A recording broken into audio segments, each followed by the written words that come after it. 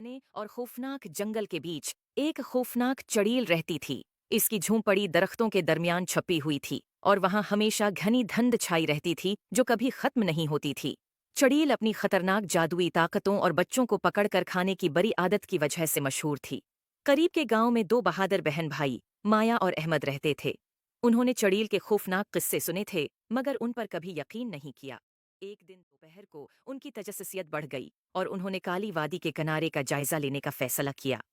जैसे जैसे वो जंगल में आगे बढ़े उन्होंने रोशन सरखबीर का एक रास्ता देखा जो मजीद जंगल की तरफ जा रहा था। खतरे से बेखबर ये रास्ता उन्हें सीधा चढ़ील की छिपी हुई झोंपड़ी तक ले गया। चढ़ील अपने लंबे उलझे हुए बालों और तारीक गहरी आंखों के साथ सायों में छिपी हुई उन्हें देख रही थी और उसके चेहरे पर एक मकरुआ मुस्कुराहट थी। उसने एक जादू किया जिससे उसकी झोंपड़ी का दरवाजा खटाक से खुल गया। आओ अंदर आओ प्यारे बच्चों, चुड़ील ने एक मीठे अंदाज में कहा। मेरे पास मज़ेदार मिठाइयाँ और जादुई चीजें हैं जो तुम्हें दिखाऊंगी। मिठाई के लालच में माया और अहमद अंदर चले गए। झोंपड़ी के अंदर उन्हें एक मेज मिली जो हर किस्म की मिठाइयों से भरी हुई थी। जैसे ही उन्होंने खाना शुरू किया उन्हें शदीद नींद आने लगी। चड़ील ने मिठाइयों पर जादू किया था कि वो उन्हें सलाह दें।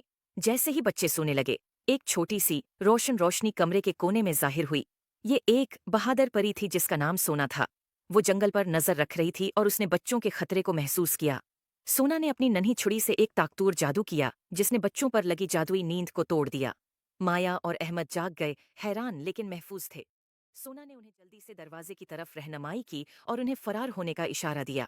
चड़ील जब उसने देखा कि उसका शिकार भाग रहा है, चड़ील ने सोना पर जादू करने की कोशिश की, लेकिन सोना की जादुई ताकत ज्यादा मजबूत थी और उसने बच्चों के गर्द हिफाजती हिसार बना दिया। अपनी छुरी के एक और वार से सोना ने चड़ील को एक ततली में तब्दील कर दिया। ततली उड़ती हुई जंगल में उड़ गई और कभी वापस नहीं आई। सोना ने मुस्कुराकर बच्चों से कहा, अब तुम महफूज हो। हमेशा याद रखो, तजस्सुस तुम्हें खतरे में डाल सकता है लेकिन बहादुरी और मेहरबानी तुम्हें हमेशा बचाएगी। उम्मीद है आपको स्टोरी पसंद आई होगी।